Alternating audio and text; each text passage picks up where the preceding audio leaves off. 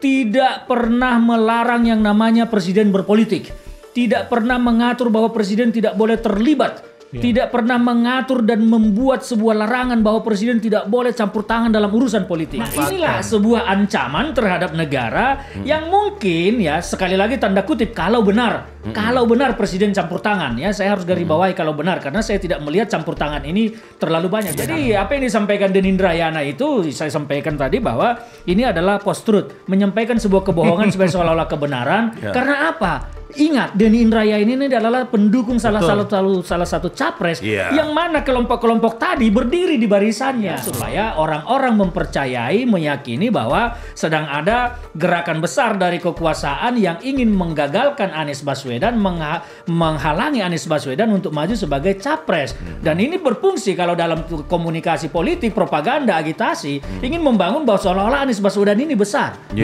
harus dikalahkan, harus digagalkan. Padahal Anies Baswedan ini dalam demokrasi kita ini. Ini Denny salah satu poinnya menuduhkan bahwa Pak Jokowi ini memperalat hukum untuk melakukan bargaining politik. Ini pemerasan loh.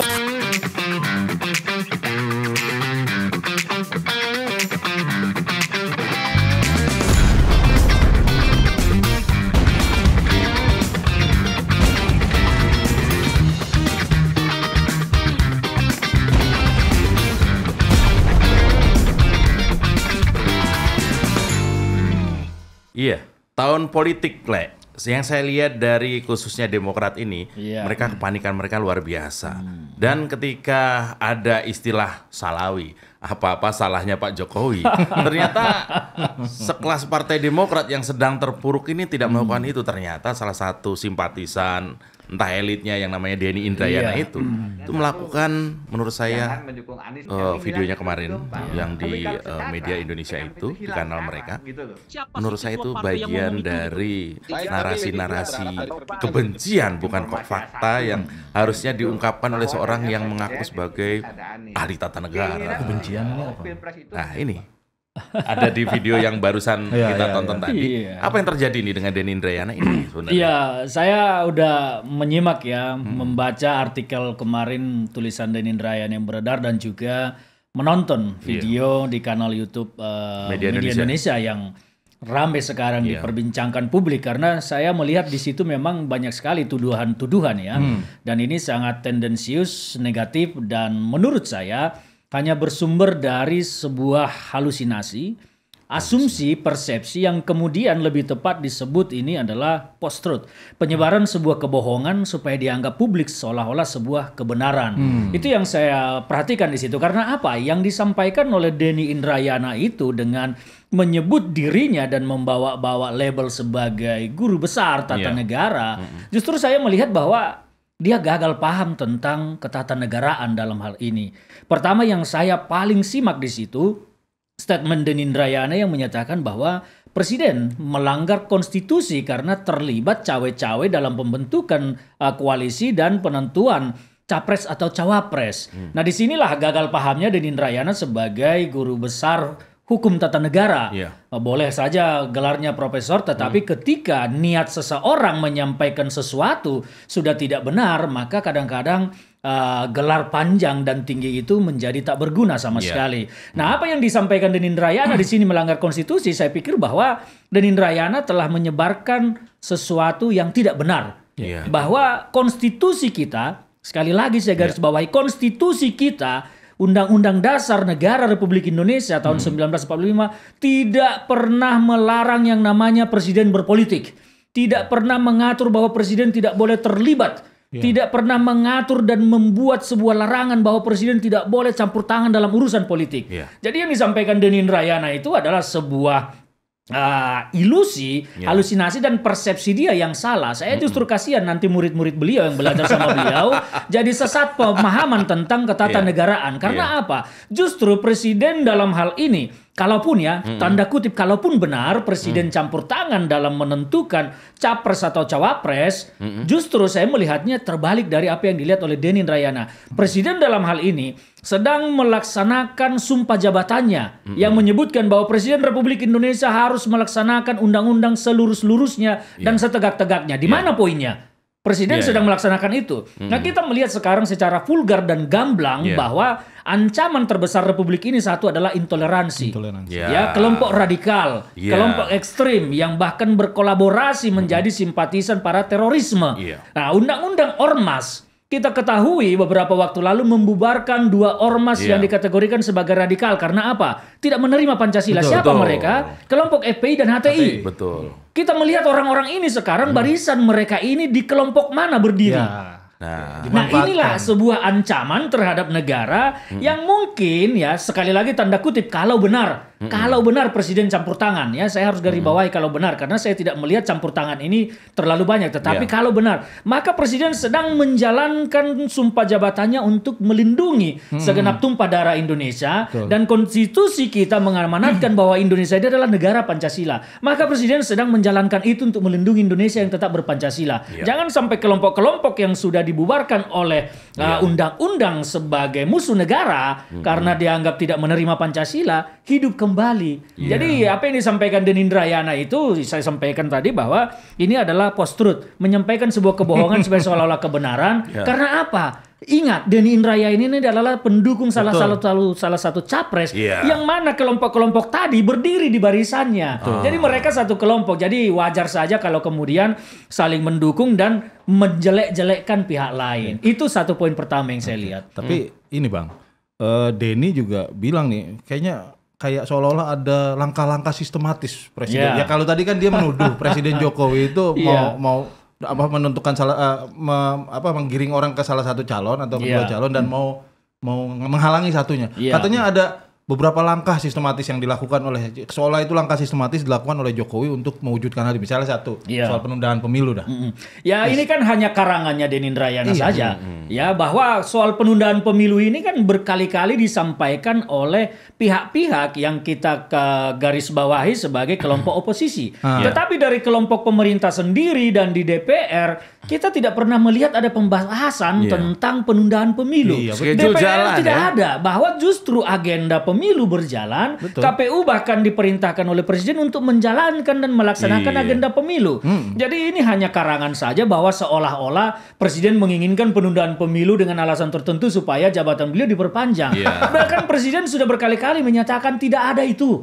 Kalaupun pernah ada respon terkait 3 periode segala macam, itu kan hanya merespon kelompok-kelompok yang menyatakan turunkan Presiden. Ini kan demokrasi, kalau sekelompok pihak boleh menyatakan turunkan Presiden, maka kelompok lain juga berhak dong menyatakan 3 periode. Dan ini hanya sebuah bantah lisan dalam sebuah demokrasi. Jadi bukan sesuatu rancangan. Itu dinamika.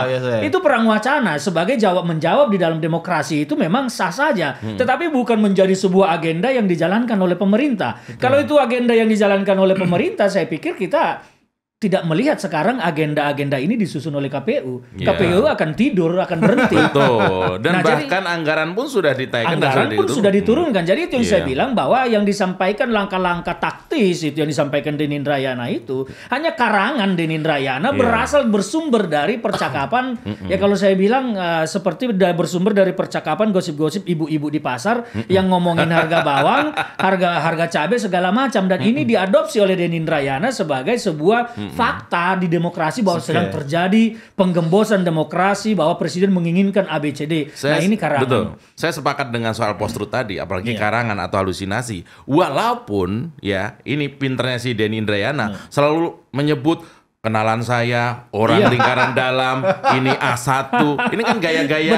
Ingat nggak trio macan zaman dulu kan? Gaya-gaya seperti itu. Sepakat nggak kalau ini cuma satu hal saya tangkap juga di situ. Denny Indrayana menyatakan ketemu dengan salah satu ketua umum parpol, saya konfirmasi tidak diiyakan, tapi dia tersenyum dan Denny Indrayana menganggap senyuman itu sebagai sebuah konfirmasi atas pertanyaannya.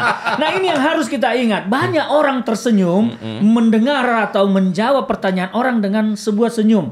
Yang kita harus lihat, senyum ini senyum kecut atau senyum apa. Kalau senyum kecut, dalam hatinya lu bego amat sih. Nanya beginian sama saya. Ada begitu. Nah, saya nggak tahu senyum yang dilihat Denny Indrayana ini senyum kecut atau senyum apa. Jangan-jangan senyum kecut yang ketua umum ini dalam hatinya ini Denny kok bego amat bicara begini. Saya menduga seperti itu. Tapi saya kan tidak melihat senyuman itu karena Denny Indrayana pun tidak membuka siapa ketua umum parpol ini. Jangan-jangan ketua umum parpol yang tidak lolos pemilu. Jadi kita nggak ngerti sekarang. Itu yang saya bilang ini jadi sebuah karangan, halusinasi, dihubung-hubungkan, disambung-sambungkan supaya seolah-olah menjadi sebuah kebenaran. Jadi ya seperti tadi, ini senyum kecut jangan-jangan yang menjawab dia, menganggap dia sebagai seorang berlabel profesor, guru besar, kok bego bertanya begini gitu loh. Kok senyum ini patokannya? Iya, karena dia mengatakan senyum itu adalah konfirmasi kebenaran, mengkonfirmasi pertanyaan dia. Ini di mana keilmuannya menjawab itu, di mana tingkat keilmuan seorang profesor kalau hanya karena senyum langsung jadi analisa. Nah, ya itu dia. Kan? Hanya karena tidak menjawab jadi analisa. Ya, itu ini dia. Jangan-jangan pertanyaan saya justru malah jangan-jangan Denny Indrayana kegeeran disenyumin gitu. Iya, bisa jadi seperti saya bilang tadi, senyum kecut ini maknanya begitu. Saya malah melihat ya, kalau saya bilang mengikuti alur berpikirnya Denny Indrayana, boleh dong saya juga berprasangka bahwa ini senyum kecut yang menganggap dia bodoh bertanya begitu ke ketum parpol ini. Kira-kira begitu. Dan masih banyak hal lain saya lihat di situ, ada beberapa banyak hal yang disampaikan Denny Indrayana yang semuanya masih tidak bisa dibuktikan. Sumir dan hanya Denny Indrayana dan Tuhan yang tahu. Karena dia tidak pernah menyampaikan siapa yang dia konfirmasi, siapa yang dia tanya. Ada katanya ketum parpol juga yang takut partainya hilang, tidak lolos, akhirnya harus ini. Termasuk perintah presiden jangan ada Anies. Saya mengikuti betul ya statement-statement Presiden Jokowi terkait dengan pemilu. Semua agenda pemilu beliau sampaikan dengan baik supaya berjalan dengan baik, dan tidak pernah keluar statement satu kali pun jangan ada Anies di 2024. Sementara Denny Indrayana di situ di video itu menyatakan disampaikan secara terbuka. Terbuka ini kan di mana? Apakah di hadapan publik? Terbuka di mana gitu kan? Kalau asumsi kita, penafsiran kita dan nalar orang waras, kalau terbuka itu kan berarti disampaikan secara terbuka ke publik. Ya kan? Jadi ini Denny Indrayana menyampaikan itu terbuka di mana? Nah, ini yang saya simpulkan tadi, bahwa Denny Indrayana ini sedang membangun sebuah cerita karangan dia supaya orang-orang mempercayai, meyakini bahwa sedang ada gerakan besar dari kekuasaan yang ingin menggagalkan Anies Baswedan, menghalangi Anies Baswedan untuk maju sebagai capres. Dan ini berfungsi kalau dalam komunikasi politik, propaganda, agitasi, ingin membangun bahwa seolah-olah Anies Baswedan ini besar. Harus dikalahkan, harus digagalkan. Padahal Anies Baswedan ini nothing dalam demokrasi kita ini. Kayak presiden punya waktu aja ngurusin dia. Coba kita lihat dari banyak lembaga survei. Kenapa Denny Indrayana hanya menyampaikan CSIS? CSIS itu September tahun 2022 melakukan itu, memang menurut CSIS Anies unggul pada saat itu. Tetapi jangan lupa bahwa demokrasi ini berubah seiring waktu. Yang suaranya tinggi bisa turun, yang turun bisa naik. Betul. Nah, sekarang kita membaca hasil lembaga survei semua menempatkan Mas Ganjar dan Prabowo yang saling bersaing di papan atas. Dan Anies Baswedan selalu paling urutan buncit, tidak pernah bertumbuh. Karena memang pendukungnya udah itu-itu saja. Saya curiga bahwa Denny Indrayana ini sebagai pendukungnya Anies Baswedan sedang membangun opini supaya Anies Baswedan ini naik, maka harus dihalangi, harus dicegah, harus digagalkan. Nah, ini perumpamanya, perumpamanya itu seperti tim yang sudah underdog, sudah nyaris kalah, akhirnya dia mencoba mengutak-atik aturan permainan, dia mencoba menstigma wasitnya curang, padahal permainan belum dimulai. Jangan-jangan seperti itu. Ya, itu dia, bahwa Denny Indrayana juga kan menyampaikan presiden itu adalah wasit dalam demokrasi, dalam pemilu. Nah, ini saya nggak tahu Denny Indrayana belajarnya di mana tentang ini. Ya, yang makanya saya bilang tadi, label beliau ini kan saya hormat lah, secara gelar beliau di atas saya jauh. Ya kan, tetapi kalau ketika menyatakan bahwa presiden adalah wasit, dia salah dalam hal ini. Presiden seperti tadi berhak dan boleh berpolitik, berhak mendukung salah satu calon, berhak melakukan hak politiknya, karena konstitusi kita mengatur semua warga negara punya hak memilih dan dipilih. Tidak ada. Presiden itu bukan wasit. Wasit adalah Bawaslu. Justru presiden itu kan jabatan politik malah. Jabatan politik, dan hampir semua presiden itu berasal dari partai politik. Jadi kalau dia dihalang-halangi berpolitik atau harus diam melihat negara ini akan dikooptasi oleh gerakan-gerakan intoleransi, maka presiden justru salah. Dia melanggar sumpah jabatannya, melanggar konstitusi. Nah, dengan bergeraknya presiden, kalaupun itu benar menentukan dan mendukung calon atau memilih salah satu calon, itu dalam rangka melaksanakan sumpah jabatannya. Dia harus melindungi segenap tumpah darah Indonesia. Jangan sampai kesinambungan pembangunan negara ini terputus dan kemudian berbalik dikuasai oleh kelompok-kelompok yang justru ingin merubah Indonesia, merubah wajah Indonesia. Oke.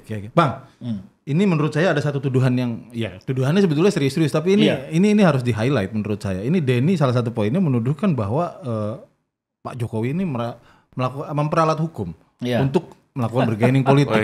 Ini pemerasan loh. Tuduhan pemerasan. Iya, betul sekali. Saya melihat itu tadi, kembali kepada statement awal saya. Denny ini membangun cerita karangan, kebohongan untuk seolah-olah benar. Nah, kalau presiden dia tuduh menggunakan instrumen hukum untuk menggagalkan Anies Baswedan, maka sebetulnya Anies Baswedan ini sudah dipenjara dari kemarin-kemarin. Betul. Ya, sudah pakai kalau di kejaksaan pakai rompi pink. Ya, di KPK rompi orange. Tetapi jangan lupa bahwa KPK sekarang menangani kasus-kasus yang diduga melibatkan Anies Baswedan itu tidak berada di bawah presiden. Betul. KPK itu lembaga super body yang independen, bahkan dia berhak menangkap presiden. Ya, jadi presiden tangannya tidak akan sejauh itu ke KPK. Kalau ke kejaksaan dan ke kepolisian karena berada di bawah presiden mungkin saja, tapi kita lihat kejaksaan dan kepolisian tidak mencampuri urusan kasus-kasus yang melibatkan Anies Baswedan, tetapi di bawah KPK. Jadi tuduhan bahwa presiden menggerakkan instrumen hukum untuk menggagalkan Anies Baswedan itu sangat sumir dan tidak jelas. Fakta apa yang dipakai oleh Denny Indrayana untuk mendukung pernyataannya tersebut sama sekali tidak ada. Dan seperti yang saya sampaikan tadi, kalau presiden mau, sudah pasti Anies Baswedan itu dibalik jeruji. Tapi kan presiden tidak menggerakkan kekuasaannya untuk itu dan membiarkan proses hukum berjalan apa adanya. Itu yang terjadi sekarang. Saya malah dengar pengakuan yang sebaliknya dari Mahfud MD pernah ngomong. Ini spesifik dia ngomong soal kita ini mau kasus Formula E. Iya, kasus Formula E kan dia bilang. Iya. Justru kita mau ngurusin ada yang demo, ada ancaman segala macam, ada yang nuduh. Berarti kan membalik fakta dan sih. Dan itu adalah fakta yang disampaikan oleh seorang Menko Polhukam yang menerima laporan dari jajaran kementerian dan lembaga-lembaga yang terkoordinasi di bawahnya. Dan kita harus lebih percaya itu daripada statement Denny Indrayana yang tidak jelas sumbernya. Mahfud menyatakan kasus Formula ini menjadi sulit. Kenapa? Karena setiap ini ada ancaman, ada demo, ada yang melibatkan ke politik seolah-olah proses hukum ini untuk mencegah Anies Baswedan. Padahal tidak sama sekali. Harusnya kalau memang Denny Indrayana ini juga adalah pegiat anti korupsi seperti zaman dulu, dia harusnya mendukung KPK untuk menuntaskan ini. Biar clear. Bukan menghalang-halangi. Dan ketika nama Anies Baswedan memang tidak tersangkut, ya KPK harus menjelaskan ke publik supaya nama Anies Baswedan bersih. Tapi kalau terlibat, ya proses hukum karena siapapun yang terlibat dalam hal korupsi harus ditindak. Tapi kenapa mereka jadi bersikap defensif? Berkepribadian ganda lah saya bilang dalam hal ini. Di satu sisi mengaku sebagai anti korupsi, tapi di sisi lain menghalang-halangi penyelidikan terhadap kasus korupsi. Dan dia membolak-balik fakta itu karena faktanya kan kelompok mereka yang mencoba mengintervensi itu kan. Betul sekali. Mereka lah yang tidak ingin kasus ini ditindaklanjuti oleh KPK. Betul. Sementara presiden tidak pernah memerintahkan. Saya belum pernah mendengar presiden keluar statement satu kali pun terkait kasus Formula E yang ditangani oleh KPK. Jadi fakta apa, data apa yang dipergunakan oleh Denny Indrayana mendukung statementnya? Ada dituduh terus kan? Tuduhan terus. Tuduhan terus. Bahkan yang paling barbar satu saya tangkap di pernyataannya Denny Indrayana itu bahwa kepentingan Pak Jokowi di dalam cawe-cawe ini, pencapresan ini ada dua. IKN harus berlanjut, kemudian tidak ada kasus hukum yang menyerempet dirinya dan keluarganya. Ini kira-kira Bang Ferdinand bisa menganalisa nggak? Kenapa sampai seolah-olah ini kan ada ketakutan yang berlebihan dari ini saya melihat begini. Yang pertama terkait IKN. IKN ini memang adalah kebijakan Pak Jokowi yang harus didukung. Tetapi pemindahan ibu kota ini sumber awalnya bukan dari ide gagasan Pak Jokowi, tetapi ini sudah lama dari zaman Bung Karno. Pak Jokowi hanya melanjutkan kesinambungan cita-cita para pendiri bangsa kita. Jadi tidak ada alasan lain bahwa ini Jokowi apa segala macam. Itu yang pertama. Dan sudah diundang-undangkan kan? Sudah ada undang-undangnya.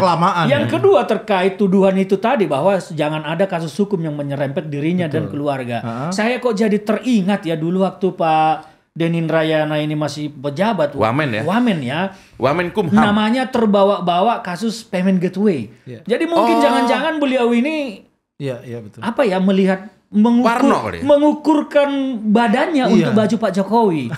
Jadi ketakut. Jadi dia mengalami bahwa merasa orang menjabat itu pasti bermasalah hukum. Betul. Karena mungkin melihat dirinya dulu terbawa-bawa di kasus payment gateway, bahkan Denny Indrayana kan sempat ditetapkan sebagai tersangka waktu itu. Meskipun kemudian dengan proses hukum segala macam, saya pun tidak tahu ujungnya di mana hingga kini. Tetapi ada seperti ya itu tadi dia mengukurkan badannya untuk baju Pak Jokowi. Kalau dia pernah tersangkut terbawa-bawa kasus hukum korupsi, dia merasa Pak Jokowi ini juga sama. Jangan-jangan nanti kalau sudah tidak menjabat, ya ini banyak kasus gitu. hukum. Padahal kita tidak pernah mendengar Pak Jokowi cawe-cawe proyek, tidak pernah cawe-cawe mau ngerampas tambang atau apa, atau seperti yang dilakukan Orde Baru, menguasai ini itu. Jadi tuduhan-tuduhan ini sangat sebetulnya yaitu tadi ingin menciptakan image buruk terhadap Pak Jokowi demi mengangkat dukungan terhadap siapa yang didukung oleh dia. Karena kita tahu sekarang posisi Pak Jokowi jelas kesinambungan pembangunan untuk menuju Indonesia Emas 2045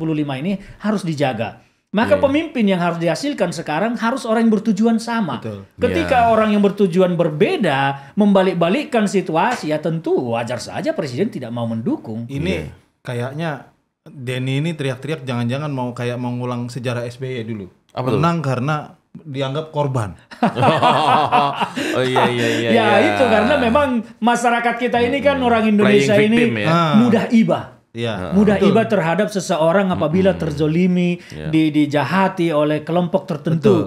Nah, mereka ini berupaya mungkin seperti yang disampaikan tadi, mereka ingin menciptakan image buruk bahwa seolah-olah Pak Jokowi ini sedang menzolimi Anies supaya Anies naik. Padahal mereka justru di situ menyadari bahwa Anies ini kalau hanya jualan seperti yang mereka sampaikan, jualan rekam jejak, tidak akan laku. Maka mereka harus menciptakan sebuah kondisi, opini, stigma bahwa Anies ini sedang dizolimi, mari kita dukung. Bahkan membawa-bawa nama Islam. Karena di situ juga dia menyatakan bahwa Jokowi memecah suara Islam. Iya betul. Itu disampaikan clear oleh Denny Indrayana. Tidak disampaikan oleh Denny Indrayana ini yang dia maksud adalah Islam yang mana.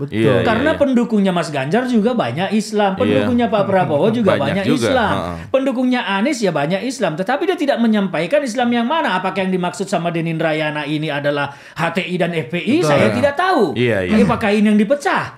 Saya tidak mengerti juga karena dia tidak menyampaikan. Jadi kalau bicara tentang Islam ya janganlah bawa-bawa ini menjadi politik identitas yang justru Denny Indrayana ini yang saya lihat sedang mengotak-ngotakkan Islam di dalam demokrasi ini. Ya saya salah satu yang percaya bahwa seperti apa yang disampaikan oleh Denny Indrayana di tahun politik, apalagi dia juga mendukung salah satu capres, itu tidak sengaja. Saya tidak yakin, pasti by design gitu. Cuma iya kan? Karena begitu. Nah kalau cara-cara mereka, Denny Indrayana dan teman-teman dalam mendukung Anies itu hanya menciptakan drama-drama, apalagi asumsi-asumsi, malah mengarah ke kebohongan. Ini saya pikir kita sedang berhadapan dengan capres yang bukan cuma nggak berkualitas ya.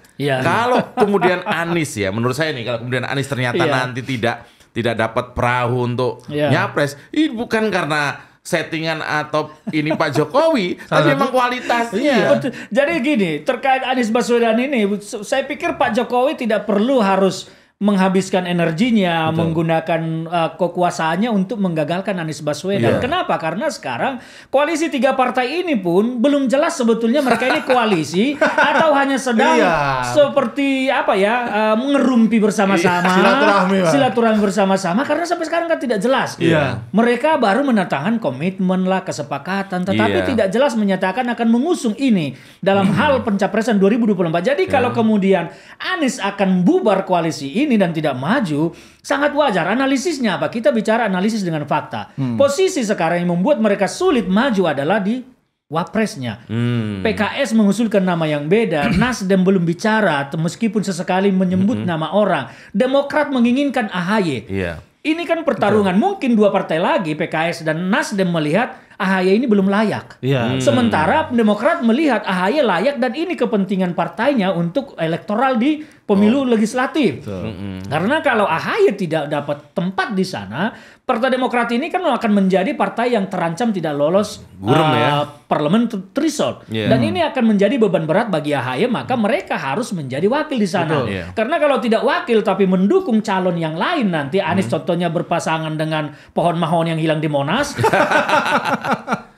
Demokrat akan kehilangan elektoral. Mereka tidak dapat efek ekor jas. Dan ini berpotensi membuat partainya tidak lolos parlemen threshold. Inilah yang dikhawatirkan oleh Demokrat. Nah, sehingga apa? Hal-hal beginilah yang sebetulnya menyebabkan Anies Baswedan gagal menjadi maju capres. Kalau ini kan logis. Hitungannya ada. Nggak perlu jadi profesor hanya untuk menyimpulkan bahwa karena teman-teman saya diskusi tukang ojek pun yang banyak lulusan SMP menyatakan hal begitu. Paham situasinya. Jadi itu yang saya bilang, janganlah label-label profesor itu menjadi seperti tak jaminan kebenaran. Padahal profesor ini kan harusnya analisisnya tinggi, permainannya internasional, bukan jadi seperti ini. Ya kasihan karena ini jadi bertambah setelah Musnyumar. Profesor yang nggak jelas lagi dong. Harusnya kita mau ngebocorin pahala. Itu ya kan. Nah itu jadi kalau Anies Baswedan gagal menjadi capres bukan karena Pak Jokowi, tetapi karena partai-partainya tidak bersepakat menemukan kesepakatan bahwa siapa yang harus dimajukan. Itu jelas analisisnya ada, faktanya pun sekarang ada. Coba kita lihat kapan mereka akan deklarasi. Mundur-mundur sudah berapa kali akan deklarasi akan tapi tidak pernah terjadi. Itu fakta, bukan sebuah karangan, bukan sebuah imajinasi, bukan halusinasi seperti yang disampaikan oleh Denny Indrayana. Bukan katanya si A, si B, bukan katanya si B, A1, orang lingkaran. Ini apa sebenarnya? Tapi untung juga Denny Indrayana tidak bicara di Medan, B1, B2 gitu kan repot lagi itu. Nah itu jadi level profesor ini janganlah direndahkan dengan asumsi-asumsi, halusinasi dan stigma persepsi-persepsi sendiri. Bang, ada satu tuduhan yang menarik menurut saya dari Denny Indrayana tentang apa kayak Jokowi itu dituduh akan menggeser pemimpin parpol yang balelo. Ini menarik, menurut saya menariknya kenapa? Karena ini kan justru ini bisa ngebuka borok Demokrat loh. Justru berbalik pertanyaannya. Dia seolah-olah kayak Demokrat sekarang kan ada lagi konflik soal kepemimpinan. Betul sekali. Nah, justru itu bisa membuka sejarahnya loh, sejarah Demokrat. Begini, tuduhan pertama saya menjelaskan bahwa tuduhan Denny Indrayana terkait posisi Presiden Jokowi. Di kasus KLB Partai Demokrat, konflik Partai Demokrat di mana Pak Muldoko ada di sana. Denny Indrayana menyatakan diamnya Presiden adalah blessing terhadap Muldoko. Ini kembali adalah sebuah halusinasi berpikir bahwa diam itu dianggap sebuah blessing. Justru disinilah posisi Pak Jokowi yang tidak mau mencampuri urusan internal Partai Demokrat. Karena apa? Yang bertarung di dalam KLB ini adalah orang-orang Demokrat sendiri. Di sana ada Pak Marzuki Ali, ada Pak Darmizal. Mereka ini kan adalah tokoh-tokoh senior Partai Demokrat. Dan yang hadir KLB itu juga adalah orang-orang Demokrat. Senior. Terserah internal apakah mereka masih pegang SK atau tidak. Tapi mereka adalah orang-orang Demokrat. Jadi ini urusan internal Partai Demokrat yang justru kalau Presiden menghalangi atau menegur Muldoko di situ, Pak Muldoko, kau berhenti jangan campuri Demokrat. Disitulah Presiden akan salah. Intervensi karena dia justru mengintervensi apa yang dilakukan oleh kader-kader Demokrat yang berhak menggugat partainya, berhak mengajukan KLB terlepas nanti hukum yang akan menentukan ujungnya di mana. Jadi kalau Pak Jokowi dituduh blessing, kalau itu blessing, saya ngarang lagi nih. Bukan cuma sekedar ngarang. Kekuasaan presiden kita kan luar biasa di Republik. Nah kalau presiden blessing, AHY itu udah bukan ketum. Jadi Denny Indrayana nggak usah membangun seolah-olah PK yang sekarang diajukan oleh Pak Muldoko CS ini adalah blessing Pak Jokowi untuk menggagalkan Anies. Tidak, sekali lagi saya garis bawahi, Anies akan gagal menjadi capres hanya karena mereka tidak sepakat dalam kesepakatan yang dimunculkan. Urusan internal aja dulu lah. Urusan internal. Jadi kalau soal KLB apa segala macam itu di luar. Pak Jokowi tidak mungkin menghalangi hak demokrasinya Pak Muldoko. Dan beliau berhak melakukan itu sebagai warga negara Indonesia. Kader-kader Partai Demokrat lain berhak melakukan itu. Nah kalau Presiden menghalangi dengan alasan seperti yang Denny bilang, wah hubungan saya nanti terganggu dengan Pak SBY. Urusan apa hubungan personal dengan urusan demokrasi? Tidak ada. Pak Jokowi dan Pak SBY pun pasti akan saling mengerti. Saya yakin Pak SBY mengerti juga bahwa Pak Jokowi tidak campur tangan. Tapi kalaupun mereka merasa ada campur tangan di situ, ya mereka mungkin harus mengoreksi diri bahwa Pak Jokowi tidak mengintervensi. Karena kalau mengintervensi Pak Jokowi sudah terjadi ketika Pak SBY mengambil Demokrat dari tangan Anas Urbaningrum. Betul. Mudah dilakukan karena presiden itu kekuasaannya luar biasa. Dia bisa menggerakkan apa saja. Padahal saat itu dia kuat sekali Anas kan. Nah itu yang harus dibandingkan. Kalau Pak Jokowi mau mengambil alih Demokrat, sudah terjadi seperti ketika Pak SBY mengambil Demokrat dari Anas Urbaningrum. Jadi ketakutan, itu logika sederhananya. Cerita-cerita menyedihkan Partai Demokrat di masa Pak SBY, jadi dipotret, dilemparkan ke Pak Jokowi. Mana mungkin begitu itu yang saya bilang tadi. Ada hal yang mereka jadikan badannya mengukur baju Pak Jokowi. Ini tidak boleh karena Pak Jokowi orangnya langsing tinggi. Kalau Denin Rayana kan tidak mungkin bajunya cocok dengan Pak Jokowi. Kalau dibilang diamnya presiden itu blessing, jangan-jangan besok kalau ada maling motor Pak Jokowi nggak komentar dibilang blessing. Nah itu dia. Dan saya khawatirnya juga nanti ketika banyak orang diam ke Denin Rayana, contohnya yang diam ini punya mobil Rubicon mewah, diambil sama Denny, dia orangnya diam dianggap blessing. Janganlah diam itu dianggap blessing, nggak boleh. Bang, ngomong-ngomong soal diam ini saya buka ingatan saja. Ngomong-ngomong soal diam, SBY itu kan biasanya kalau disenggol soal pribadi sama keluarga itu cepat reaksinya, gitu. Saya ingat Tapi saya ingat sekali zaman cicak buaya dulu. Zaman cicak buaya ketika KPK itu katanya mau dihalangi. Gitu. Ada satu rekaman yang ketika sampai menyebut orang yang tersangka itu sampai menyebut kita ini udah direstui SBY loh. Tapi SBY nggak bereaksi, diam. Apakah harus kita jangan iya juga. Nah itu dia. Jadi apa yang terjadi di masa jadi mengukurkan badannya menjadi baju orang lain itu tidak boleh. Jadi mereka melihat menjadi traumatik dalam pikirannya. Ke apa yang terjadi ke mereka dianggap itu juga terjadi ke orang lain. Atau apa yang mereka lakukan dianggap orang lain melakukan. Ini yang tidak boleh. Kenapa muncul pemikiran-pemikiran seperti ini? Ya karena memang batinnya masih tergores oleh hal-hal yang seperti ini. Memang sakit itu kalah itu menyakitkan. Kalah itu menyakitkan memang nggak enak.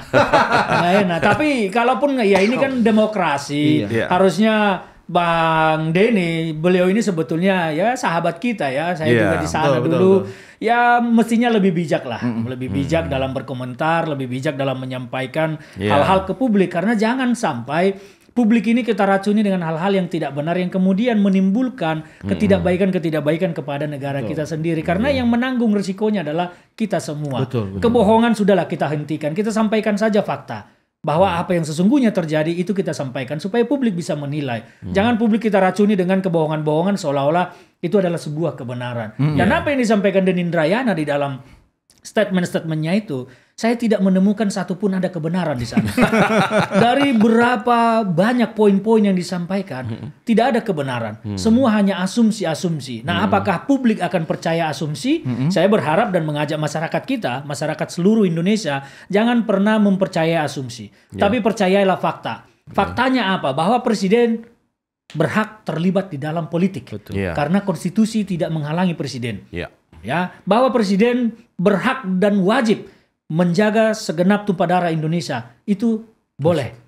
Sumpah jabatan bahwa presiden harus ini menjaga kesinambungan pembangunan bangsa itu harus dilakukan. Jadi kalau mereka ingin menutup langkah Pak Jokowi dengan alasan tertentu di dalam demokrasi ini supaya mereka menang, ya jangan berpikir begitu. Tidak boleh karena itu sama saja menghalang-halangi hak demokrasi orang. Pak Jokowi itu punya hak demokrasi. Dia boleh terlibat di dalam politik. Jadi mereka jangan hentikan langkah Pak Jokowi supaya tidak boleh terlibat di dalam politik dengan alasan statement-statement presiden itu wasit. Presiden itu bukan wasit. Dia berhak terlibat di dalam politik dukung-mendukung. Bahkan waktu pemilu Pak Prabowo Hatta juga dulu, Pak SBY mengundang mereka ke istana kok. Itu bukan partai koalisi. Mereka diundang. Jadi ayolah kalau kita mau berdemokrasi ini yang jujur. Jangan kita bohongi rakyat terus. Ya luar biasa. Saya pikir Pilpres tinggal hitungan bulan. Dan karena kita, Februari. Dan kita berharap kandidat yang maju nanti memang kandidat yang berkualitas. Kandidat yang memang memiliki kemampuan untuk menjadi mulai dari capres atau kalau beruntung kemudian menjadi presiden. Bukan kandidat yang namanya naik karena drama-drama karena kebohongan. Bukan kandidat yang bikin sumur resapan aja nggak bisa. Kita ingin bangsa ini dipimpin oleh orang-orang berkualitas. Berkualitas yang punya pemikiran, punya kemampuan mewujudkan pemikirannya. Itu yang kita butuhkan di dalam negara ini. Yang punya gagasan yang jelas sesuai dengan konstitusi kita. Amanat Undang-Undang Dasar 45 harus kita jalankan. Kalau ada kandidat yang menyimpang dari situ atau bersekutu dengan setan-setan di luar itu yang ingin merubah Pancasila, maka mereka adalah musuh demokrasi, musuh negara yang harus kita halangi. Dan presiden wajib menghalangi siapapun yang ingin merubah Pancasila. Iya betul, dan itu kita tugasnya. sangat meyakini bahwa masyarakat sekarang sudah semakin cerdas, sudah tahu mana ini kebohongan, mana ini hoax, mana ini asumsi, dan mana ini fakta. Betul sekali. Dan terima kasih ya Bang terima kasih. Ferdinand, luar biasa pencerahannya, dan mudah-mudahan Profesor Denny Indrayana nonton kita ya. Saya sangat berharap ya, sekali lagi mengajak seluruh masyarakat Indonesia untuk jangan pernah percaya dengan asumsi-asumsi. Tapi lihatlah fakta, apa yang dilakukan oleh Pak Jokowi terhadap bangsa. Lihatlah itu. Jangan lihat asumsi, karena asumsi ini bisa dikarang segala macam. Tetapi faktanya, apa yang dikerjakan Pak Jokowi, lihatlah itu. Itu yang harus kita pegang. Oke, terima kasih Bang Ferdinand. Terima kasih.